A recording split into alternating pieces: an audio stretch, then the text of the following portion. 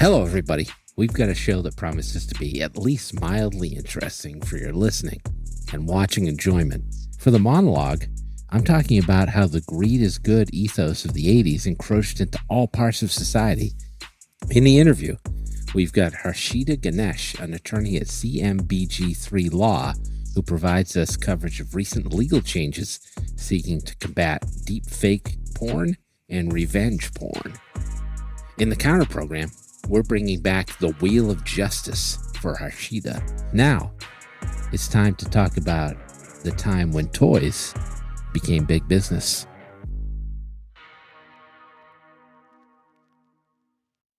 In perhaps the most impactful "you had me at hello" marketing moment of my entire life, Hasbro has announced an apology tour this year for Transformers the movie.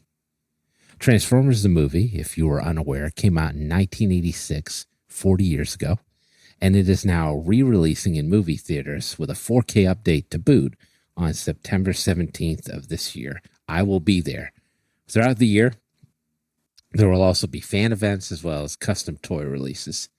So you may be asking yourself things like, why is it an apology tour? And why would a nearly 50-year-old man like yourself care about a movie focused on children's toys, Jared? To the latter question, I would say, fuck off, I'm still grieving, okay? To the former question, I would answer that Transformers the movie is the most fucked up film released for children ever, and it traumatized an entire generation. The Transformers were a toy line that originated in Japan, which was imported into the United States, with perhaps the greatest toy conceit ever. They were robots who could transform into vehicles and back again, hence the name. The Transformers toy line and cartoon series both launched in the United States in 1984, and as a 6-year-old boy at the time, let me tell you, this was the greatest thing that ever happened to me. Transformers, the toys and the cartoon, were both immensely popular. Adjusted for inflation, Transformers toys sold for over $2.5 billion from 1985 to 1990. After 2 show seasons, Transformers the movie was set to release in 1986. This was the chance to see the Autobots, the good guys, and the Decepticons, the bad guys, battle it out on the big screen. Of all the Transformers, Optimus Prime, the Autobot leader, was everybody's favorite. He was a tractor trailer and transformed from that big red rig into a robot. He was so badass. So, millions of 6 to 10-year-olds streamed into the movies to see the spectacle, and they killed Optimus Prime within 30 minutes. Not only that, Hasbro killed almost every single original character. It was utter carnage. There was weeping, gnashing of teeth. Our robot heroes were dead, replaced by a new Autobot leader, Rodimus Prime, the former Hot Rod, voiced by 80s legend Judd Nelson, and a revived/revised version of Megatron, the Decepticon leader, now called Galvatron, who was voiced by Leonard Nimoy. Plus, the movie introduced another big bad, Unicron, a planet-eating robot voiced by, that's right, Orson Welles in his last film role. Looking back now, this movie kind of fucking rocks. This is such a ballsy choice. I love it. I can't say enough how much just pulled the rug out from under every kid in the movies. No one had ever even heard of these characters before. This was like pre-spoilers. There was no internet. All of a sudden, within like the space of 20 minutes, you have an entirely new set of toys and characters. Hasbro went all in with futuristic vehicles and high-end voice talent to promote their new toy line. It was the right move, I think. It was ahead of its time. It was iconic. Or maybe that's just a traumatic intelligence talking. I don't know. Back in 1986, though, I wasn't thinking about any of that stuff. I was just wondering why Hasbro would do me so dirty. So, why did they? From the 1950s through the 1970s, there were strict broadcast standards for children's television. Neither were toys necessarily associated with or springing from media. That all changed when the Star Wars movies came out starting in 1977. And Kenner started selling the Star Wars toy line, which did bang up business. So that first Star Wars movie, retroactively titled A New Hope, came out in 1977. And in 1978, Kenner sold 40 million Star Wars toys. George Lucas, in fact, made way more money from Star Wars toys than the movies because he got an exclusive licensing deal for the toys when 20th Century Fox didn't think they would sell. Whoops.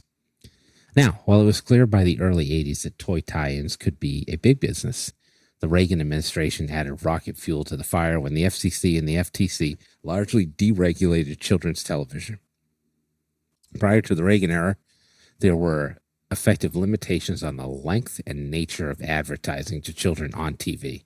But Reagan said fuck all to that, and the gloves came off. Now, not only could toy companies continue to place advertisements for their toys on television and traditional commercials, they could create entire shows around products.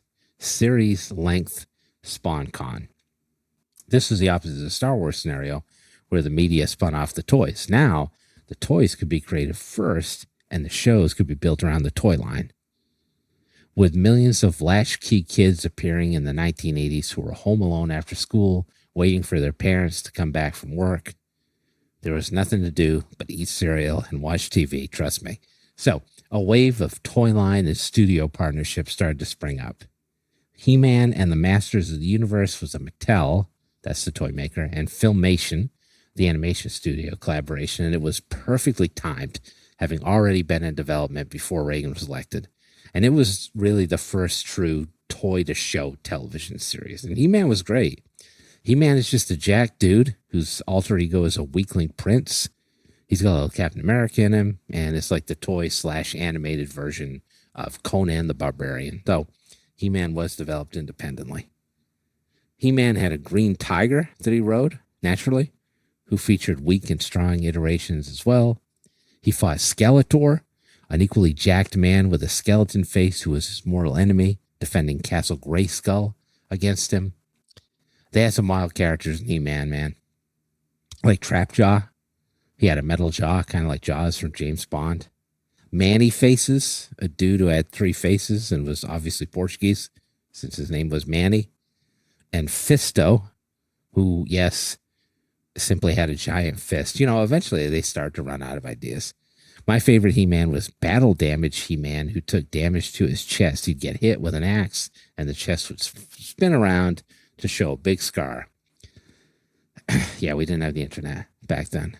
He-Man even spawned a spin-off, She-Ra, the Princess of Power, which recently featured a well-received reboot. That's She-Ra, not She-Woman, as you might have suspected. And there's a He-Man movie coming out this year, too. It looks like it sucks, though. There was an avalanche of similar shows after He-Man that did gangbusters ratings and sales, too. Thundercats, remember them? A Rankin Bass Television and LJN toy partnership featured anthropomorphic big cats led by Lion-O against just a great villain, the evil mummy, Mum-Ra, who was actually really scary when you were a kid. Care Bears, those kind little fuckers who could take you out with their Care Bear stare.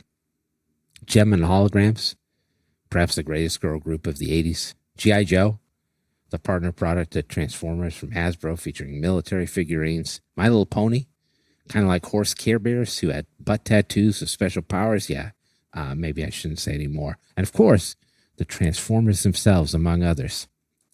Many of these studio shows had the same attributes, like veritable catnip for children of the 80s. The most surefire recipe included things like a cool, confident leader of a group of good guys, Optimus Prime, He-Man, Lion-O, a goofy sidekick, Orko, Bumblebee, Funshine Bear, a kick-ass theme song with heavy rock overlays. Seriously, all of these shows had banger theme songs. Go listen to them. An evil team in opposition to the heroes led by a flawed character.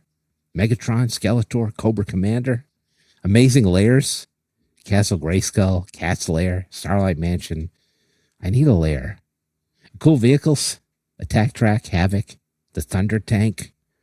I gotta tell you, I feel like much of the consternation around avoiding commercial programming for children centered around a concern over the creation of dog shit programming just to sell toys, but pretty much all of these shows inspired by the toys were fucking awesome.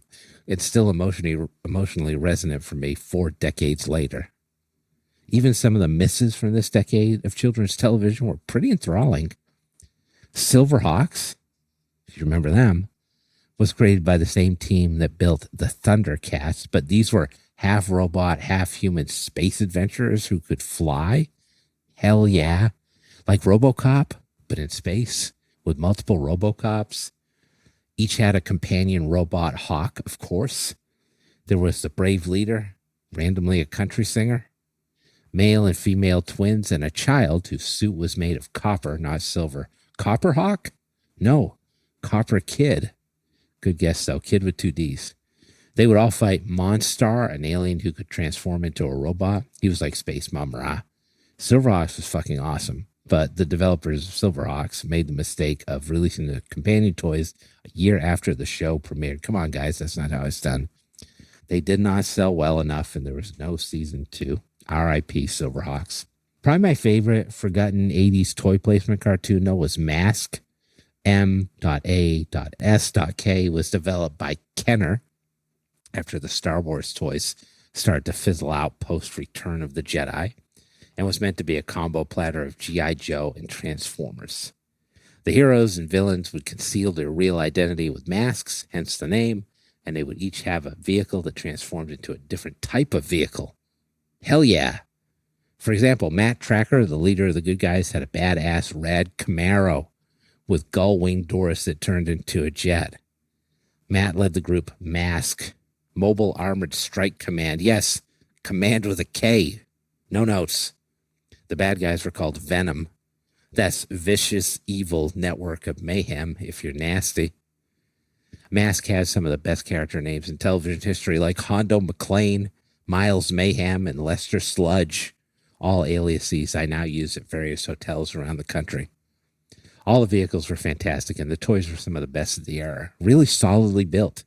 Mask was a huge hit in season 1. Chuck Lorre, the sitcom king, was one of the writers. When Venom was trying to commit a new crime every episode, which Mask inevitably had to foil. Then, inexplicably, in season 2, the theme was shifted to a racing series, so the cars didn't need to transform anymore. They were just cars, and that was fucking boring, and that was it for Mask. Without a central conceit, the show was effectively over. Mask Season 2 only lasted 10 episodes and was canceled a month after the Red Sox lost Game 6 of the World Series. 1986 was a tough year for your boy. I'm not certain that 2026 is any better, but at least the apology tour is here. I mean, this whole podcast is kind of like an apology tour. And the next thing we'll have to apologize for is coming up next. I talked to Harshita Ganesh of CMBG3 about how to take down deepfake porn. Actually, I don't think we have to apologize for this. We're performing a public service, goddammit.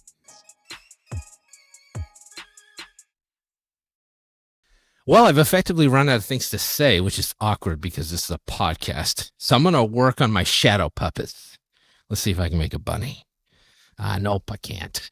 It appears that I'm not as dexterous as I thought. Perhaps I should just stick to talking. To that end, our guest today is Harshita Ganesh, an attorney at CMBG3 Law. Harshita, welcome to the show. Hi. Can you clue me into the law firm name? Was that the equation that was on the board in Good Will Hunting, or is that something different? No. So CMBG3, we have 6 shareholders, and it's the initials of all of their last names. So we have 3 shareholders with the last name that starts with G. So that's why CMBG3 is the name. Okay, so you were an attorney, but you have a bachelor's in chemical engineering with a specialization in biochemical engineering. Yep. So what the fuck happened here? How did you get from that to being a lawyer?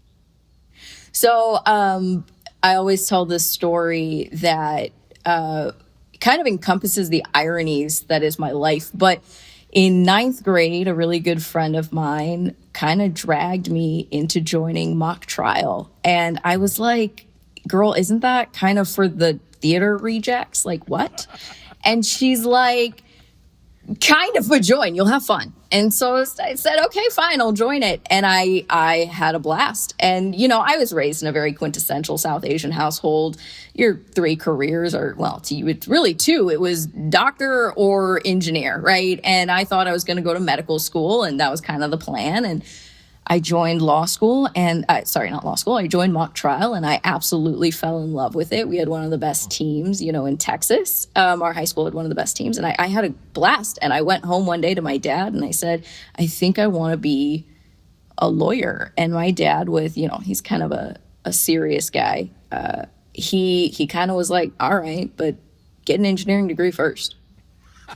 And I was like, you know what? That's a fair ask. So I decided to do engineering because I still did love science, and I had a lot of fun with science, and it was a really good, solid background. And I chose to do my undergrad in Belgium, did chemical engineering at KU Leuven. And that's kind of a story in of itself, but I wanted to have an experience of living somewhere else that was more than just summer abroad, where I said Barcelona differently. I wanted to actually live in a different country. And it was a very interesting time also, because it was during the first Trump administration, to live in a different country and really see how we are viewed by the rest of the world. All right, I have so many questions. Let's start with the hierarchy. Yeah. Mock trial is below theater nerd? Apparently, I don't know. That's how I felt. I didn't even know what mock trial really was when I was in high school, but I thought that's what it was. But apparently, I think it's the other way around. But no tea, no shade to theater people, because I don't have the talent to be in theater. I did a whole podcast about how much I hate musicals. I can't stand musicals, but that's a different story. They're fucking terrible. My friends who love musicals will crucify me. My next, well, you don't have to share this with them. My next question on hierarchy is, so it goes doctor, engineer, everything else? I thought it would be a doctor, lawyer now kind tier. Lawyers now in there. There's not a lot of South Asian lawyers. I think Asians in general are only 4%. I could be wrong. Don't quote me on that lawyers? one. But yeah, I don't know. Asians are a very small subset of attorneys. South Asians even smaller. So I think it became a more recent thing for us to go to law school.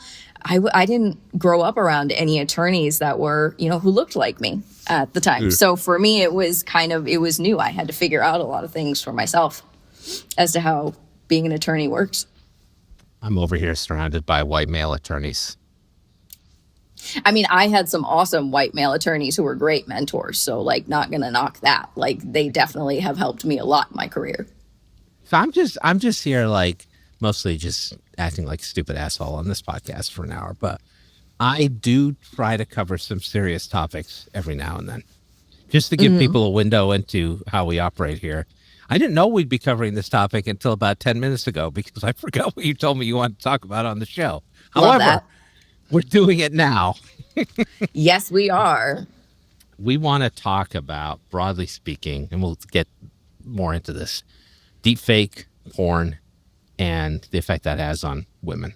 So why don't you start us off? Yeah.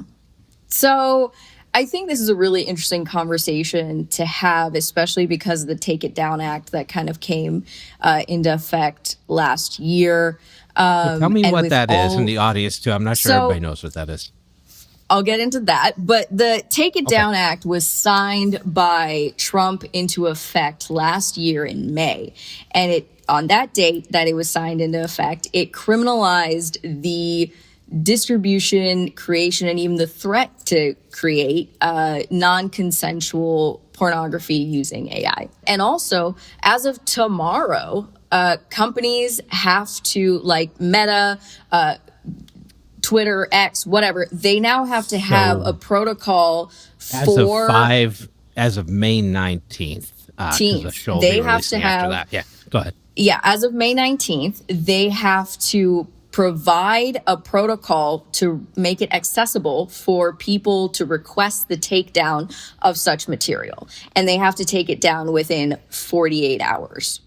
So are we talking just deepfake? Are we talking revenge porn, which is another aspect of this as well, posting stuff without people's permission? What does this cover?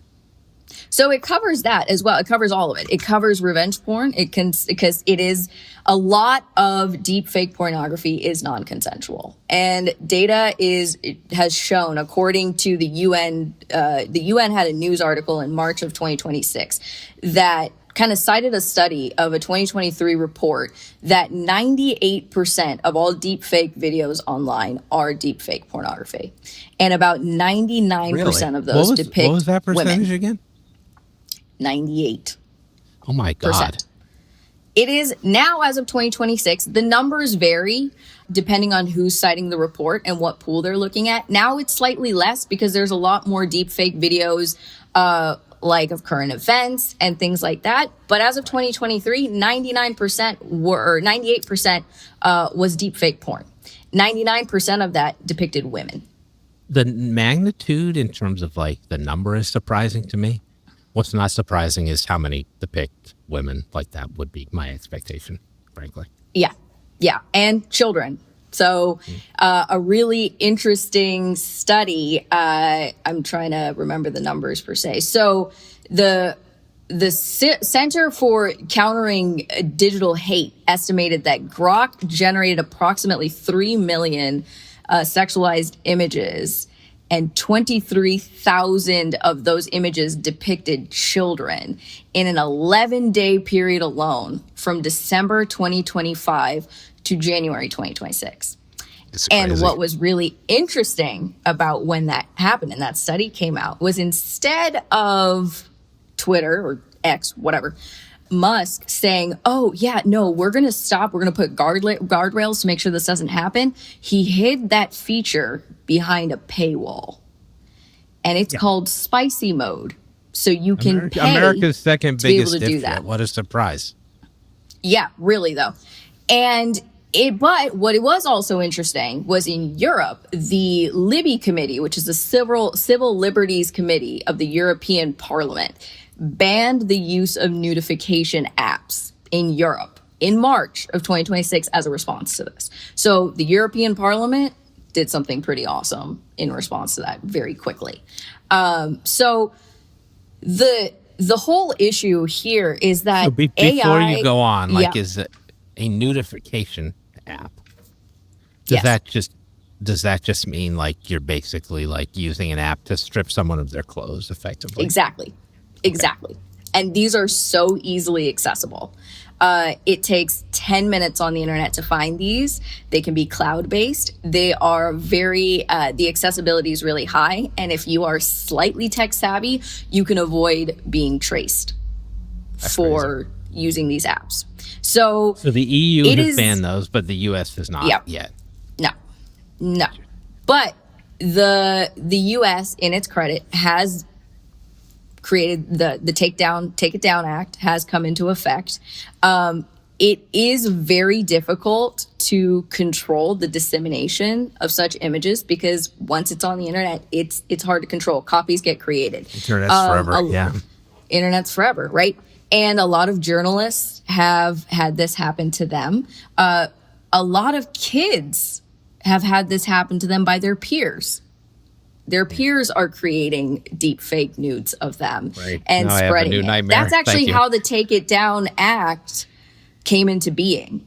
That's how it came into being. Ted Cruz, America's most loved, he actually was the reason this kind of came about. So I do give him a lot of credit for that. So how it happened was, a school in Texas, there were a bunch of teen girls, I believe, who had their pictures. They had very normal, fully clothed pictures. A bunch of boys in their class used nudification apps to strip them down and sent it on Snapchat.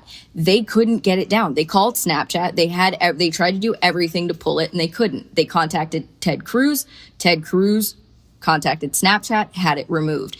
And Ted Cruz did see the big issue there, right? This was right after the whole thing happened with Taylor Swift. And he said, you shouldn't have to be Taylor Swift to be able to get these things taken down. So he put it forth. Amy Klobuchar, I believe, joined with him on this bill. And it was fully signed into effect by Trump in May of 2025. And it immediately went into effect in that criminal penalties will happen if you are, if you have disseminated, created, or threatened to do such, create AI deepfakes and non-consensual pornography of somebody. So that was great. And the person who does do so, they can face violations, they can face fines, but they can also face jail times for adult, if the victims were adults, of 2 years, and if it's a minor, 3 years. And the first conviction under the Take It Down Act happened in April of this year.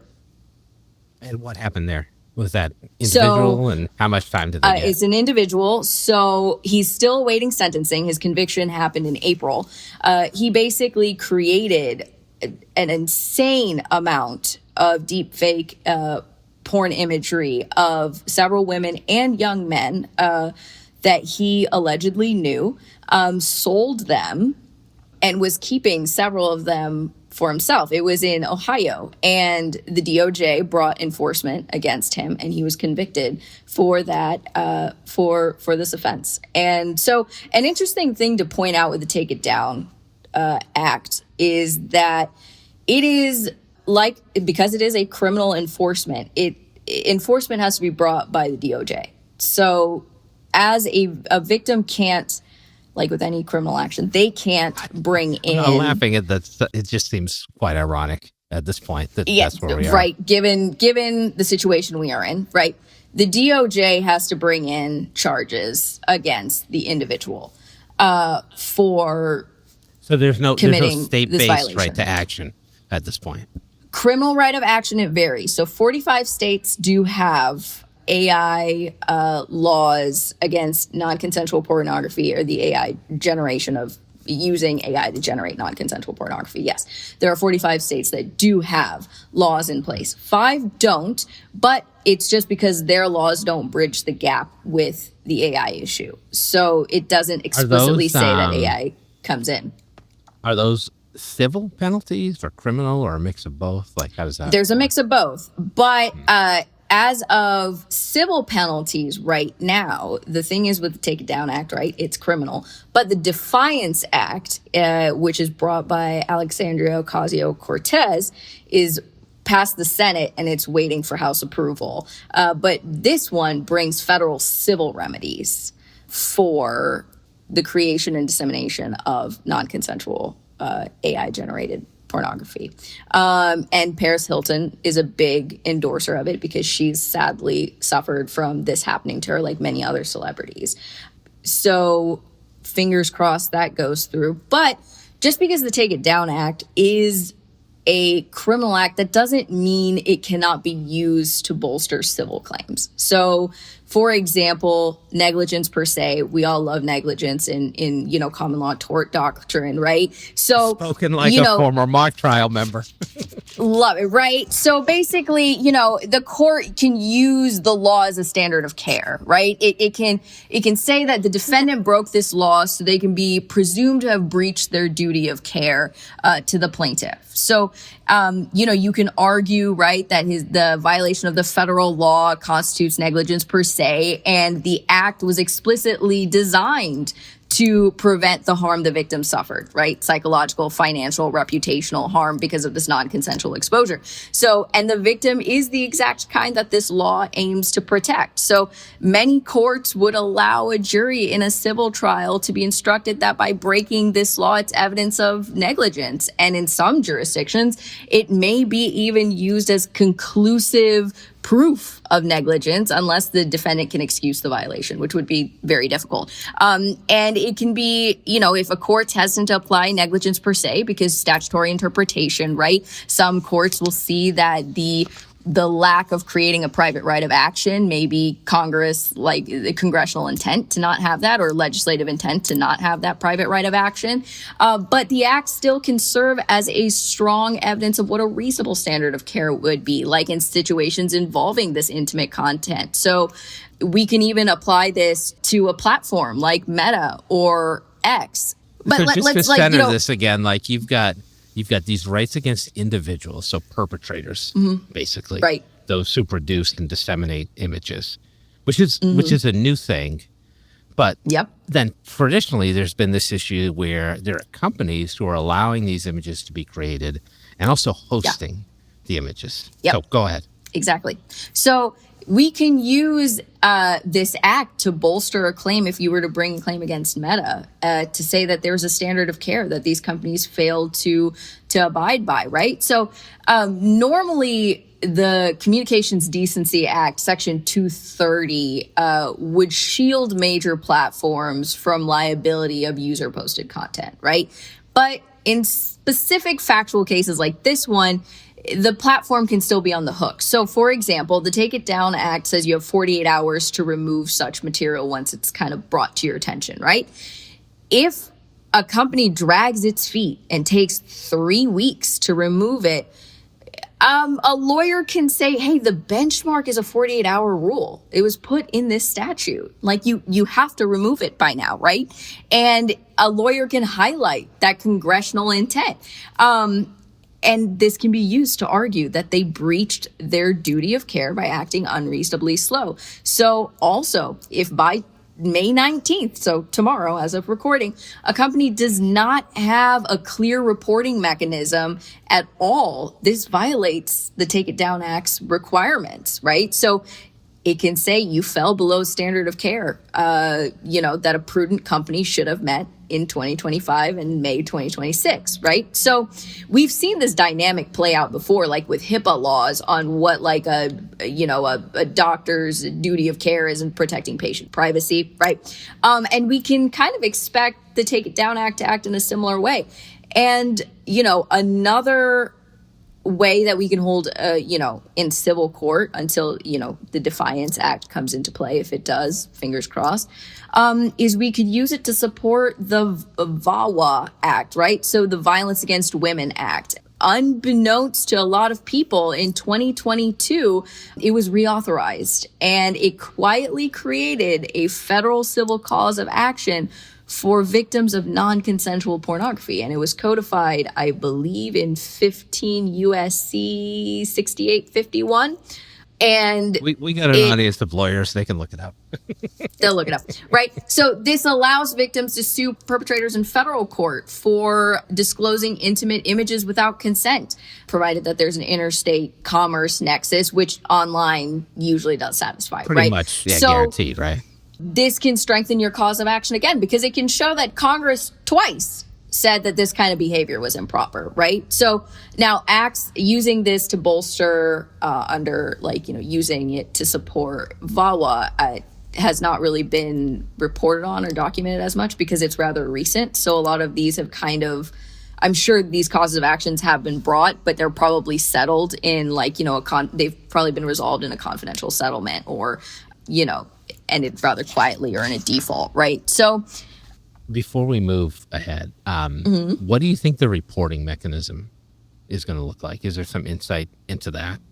Like, am I simply going companies? to like Facebook support and being like, hey, someone posted a nude image of me online? Yeah, it's going to be, you can contact communications crisis hotlines, cyber crime hotlines that are available at, request. X, Meta, they all need to have very clear ways to be able to report. So a support line specifically for this, you need to be able to report your own image, be able to talk to a real person about this is really important. They need to have it very easy to navigate. Up until recently, it's been hell to have to navigate reporting. If anything of this nature happened, it would take forever. They would drag their feet, and a lot of them would be scared to delete content just because they don't want reprisal from the person who uploaded the content. But there is a safe harbor provision in the Take It Down Act that they want companies to err on the side of caution in removing content without fear of being sued by the person who uploaded the content. So it protects them from that. You deleted my porn, you bastard. So, right? Like, how dare you? Let me ask you this: so let's say a company's dragging its feet on the takedown. What's the teeth there? Like, how do you get that curly-haired motherfucker, Mark Zuckerberg, to even care about this? Lawsuits. Hit them on their purse strings, right? It's going to be financial penalties built into the statute. Okay. Well, in Take It Down Act, no, Oh yeah, but you yeah, can sue a company for negligence, like I like just you were said, talking right? You about. can Yeah, sue so them, that's the right? avenue. And I mean, negligence per se for platforms is kind of a difficult question to answer whether you could do that. And it's because of the Section 230 in the Communications Decency Act that I mentioned, their immunity, right? So in general, you can't really sue a platform for damages for leaving somebody else's harmful content up. Because it kind of treats the platform as the publisher, right? Mhm. Which the Yes. statute shields.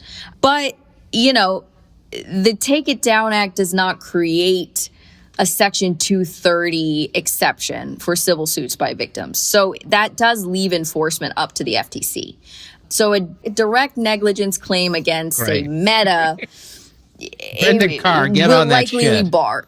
Right. It will likely be barred by federal immunity. Right. Okay. So it's a very tricky scenario right now. A lot of it needs to be, the best way to hold a lot of these companies accountable is in civil actions wherever possible. And we're right now waiting to see how that plays out in court.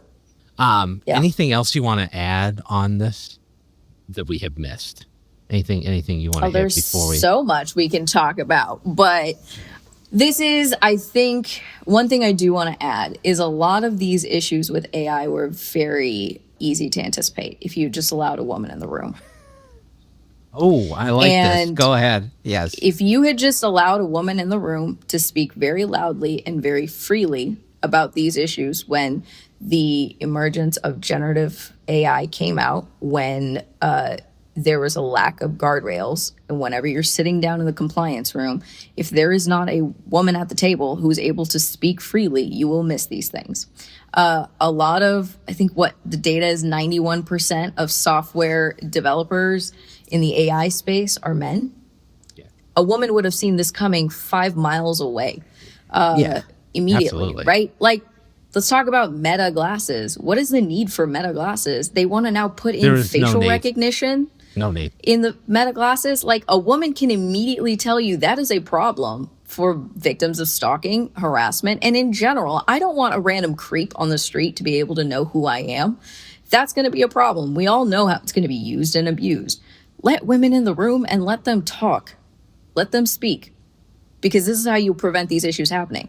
Now, one of three things is happening. Either women are in the room, but they're not allowed to speak. Terrible. Two, the men in the room are very aware this could be a possibility, but they don't care. Or three, they're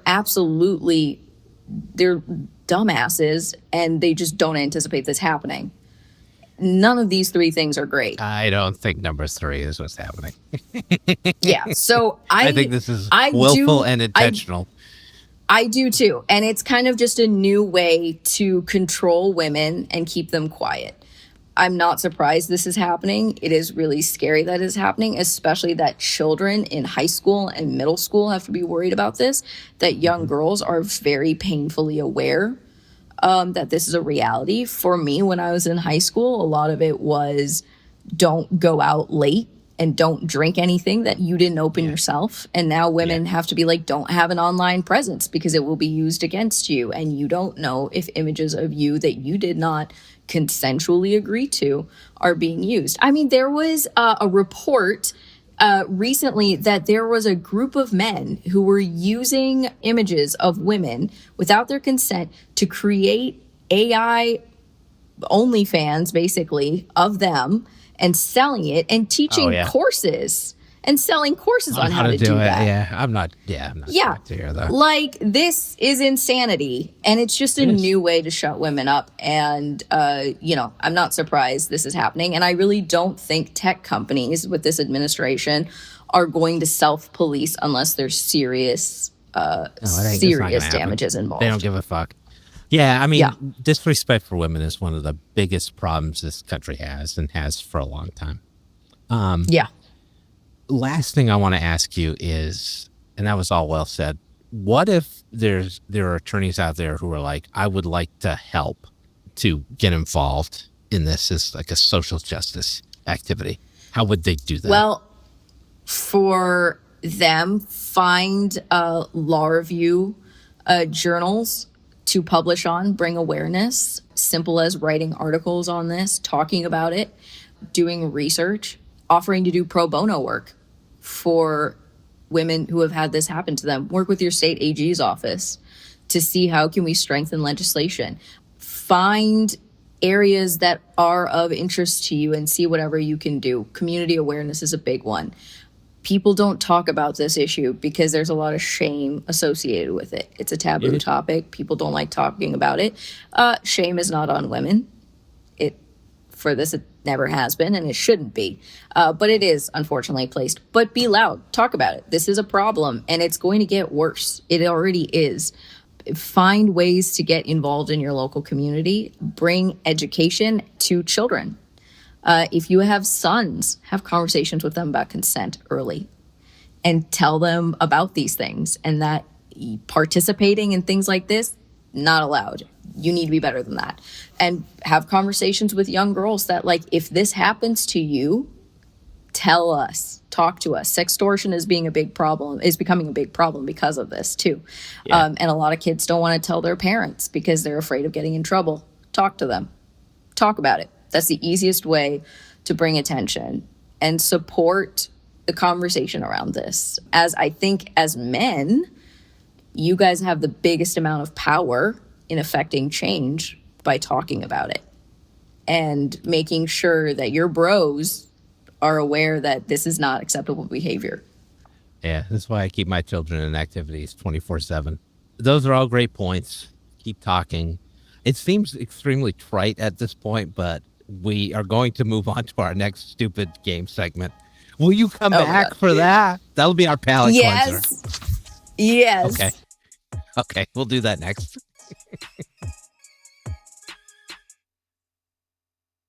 Welcome to the Counter Program. It's a podcast within a podcast.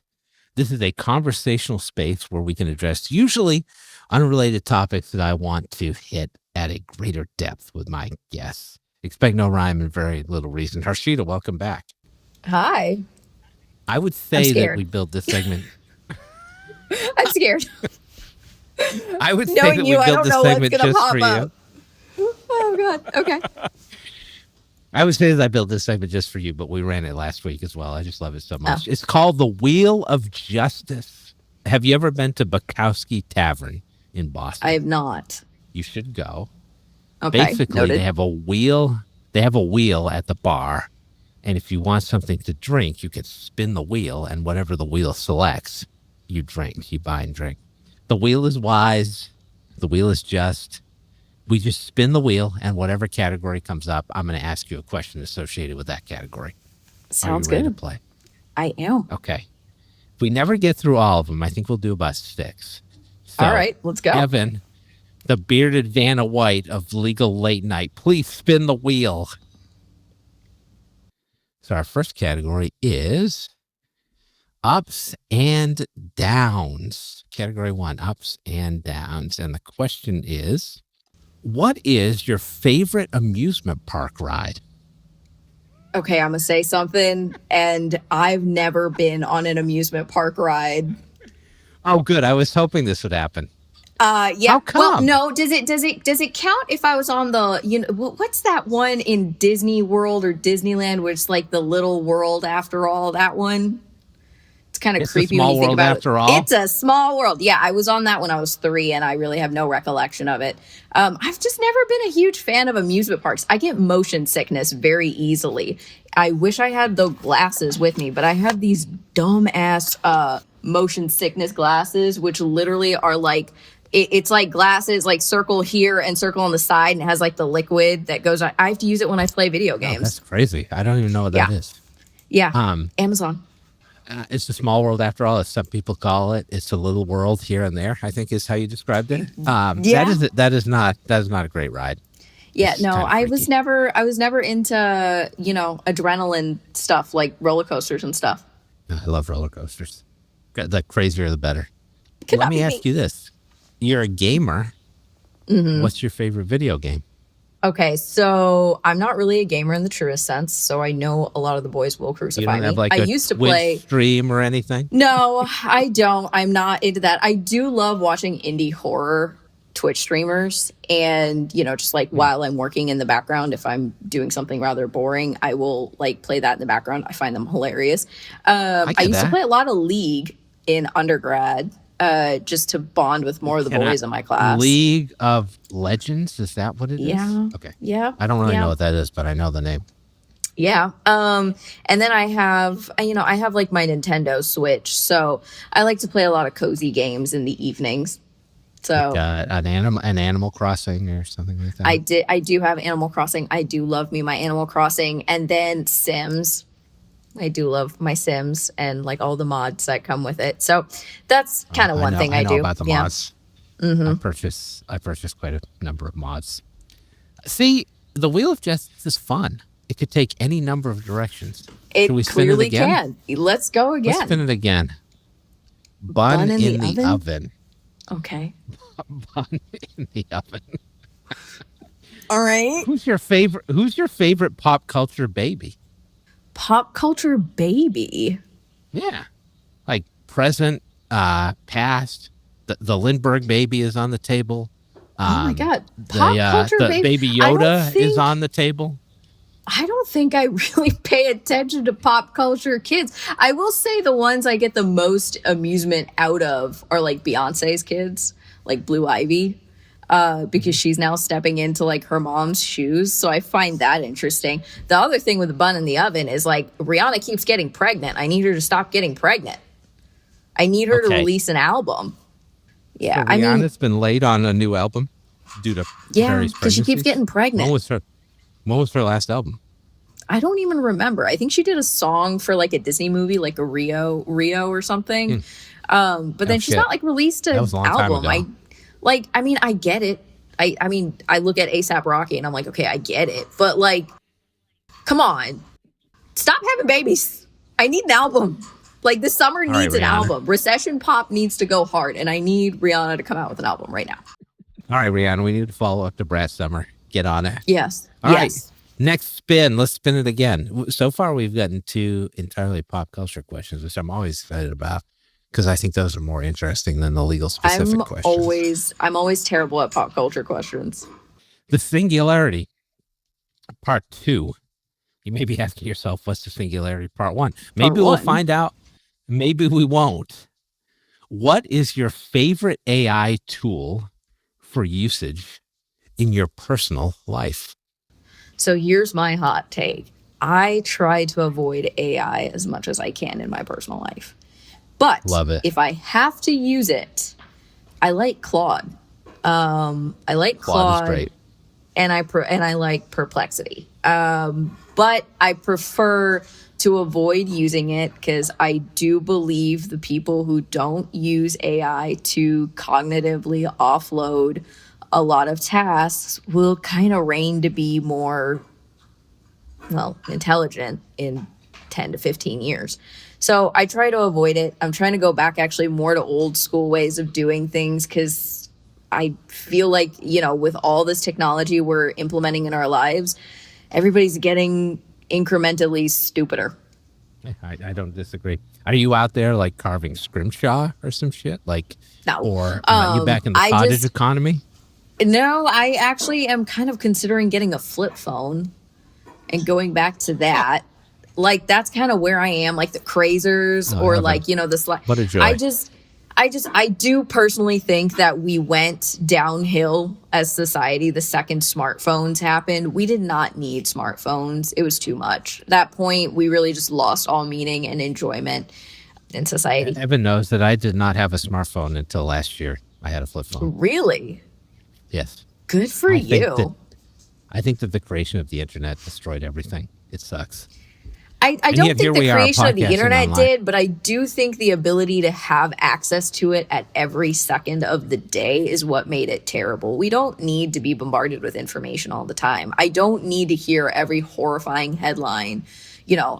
Every 5 seconds it pops up, and then I wonder why I'm depressed because I'm overwhelmed with news and people are able to contact you at all times. Like, it's just that's not how we were meant to live as people. So, yeah, long story short, I try to use AI for meaningless tasks like create a grocery list for me. But otherwise, I don't use it to psychoanalyze text messages. I don't use it to create a breakup text. I try to be authentic and do that myself.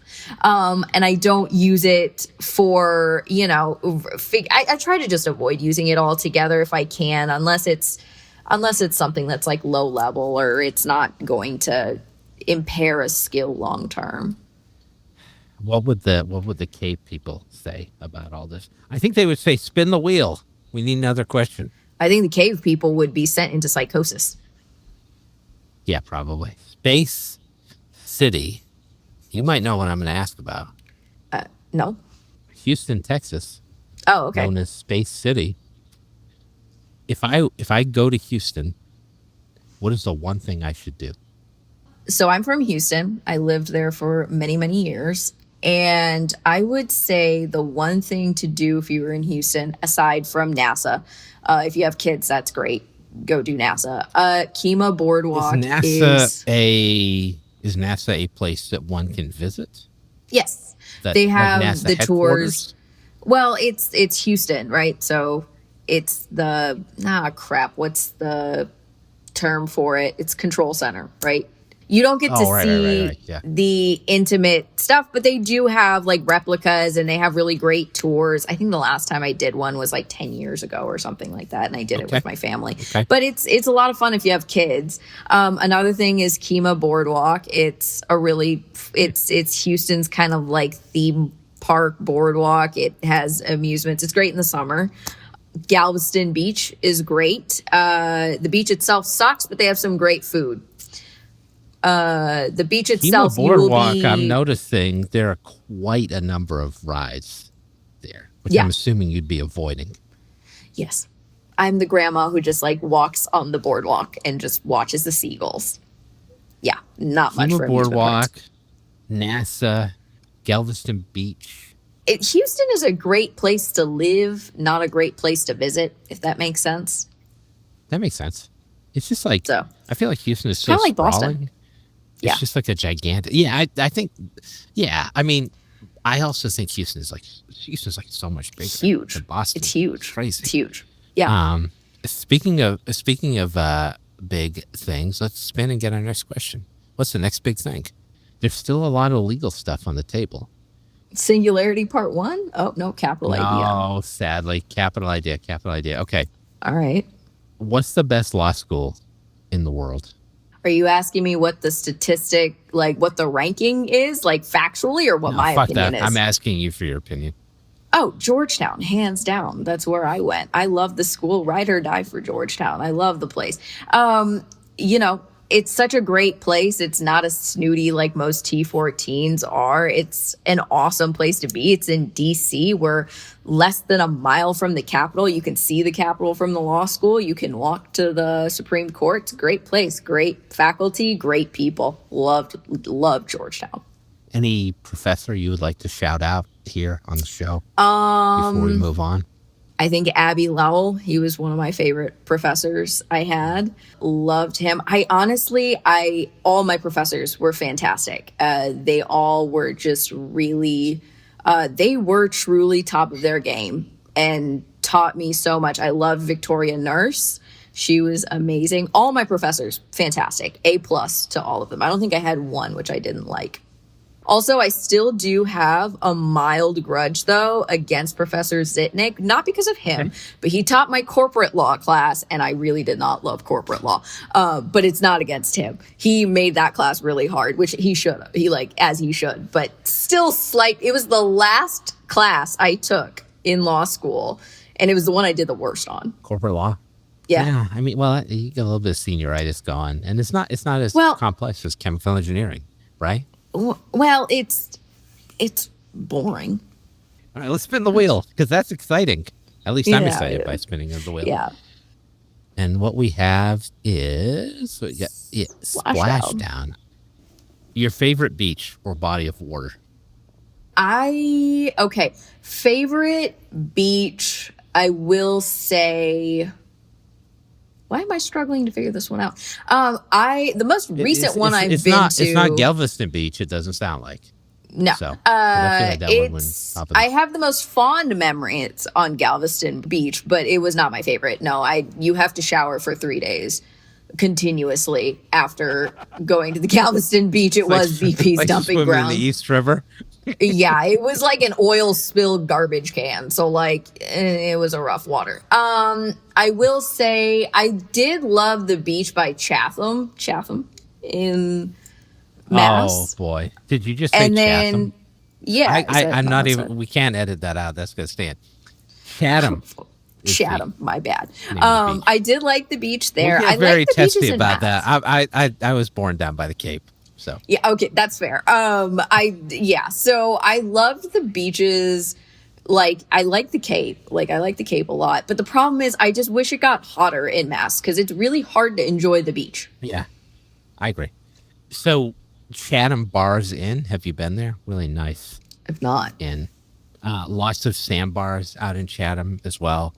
And yeah, I don't know if people realize this from other parts of the country, but in Massachusetts, like the water does not warm up that much. It does not. It's You, freezing. you could be swimming at the beach in like July and it'll be like 50 degrees. Well, It's that's rough. because in Mass we get like 10 business days of weather above 90 degrees.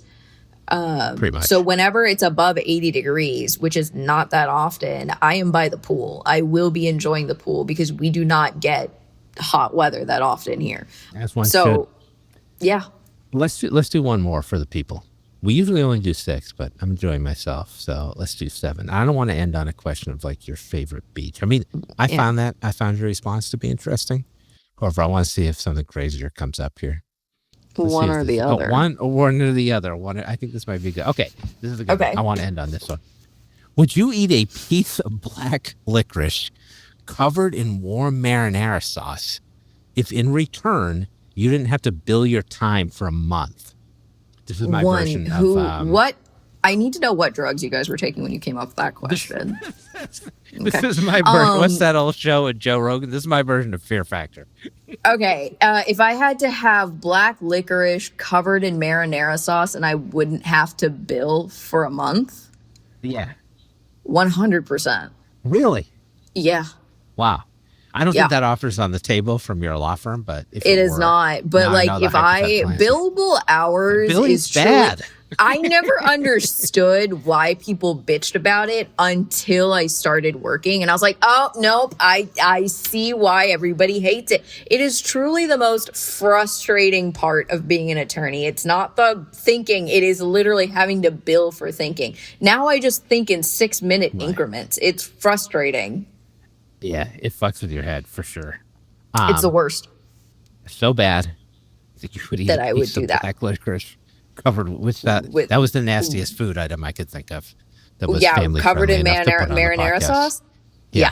Yeah, I'd do it. Just gross. I'd do it. Yeah. Harshita, thank you for coming on.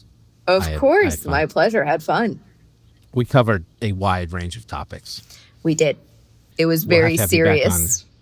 It was very serious and it got very not Yep. serious. We'll have to have you on again sometime. Take Yes, care. of course. Happy to be on. Thanks for our guest today, Harshita Ganesh, an attorney at CMBG3 Law. To learn more about Harshita and CMBG3, visit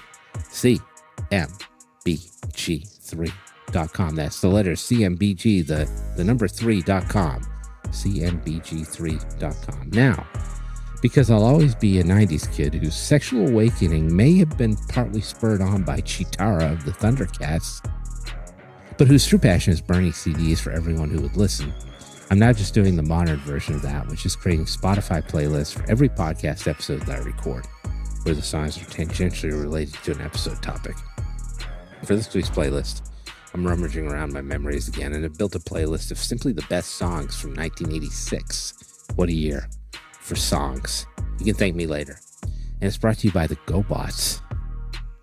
Or not. The GoBots are just the shitty Transformers anyway, and could be described in much the same way that the shitty Beatles were in Wayne's World. We'll hold out for something better.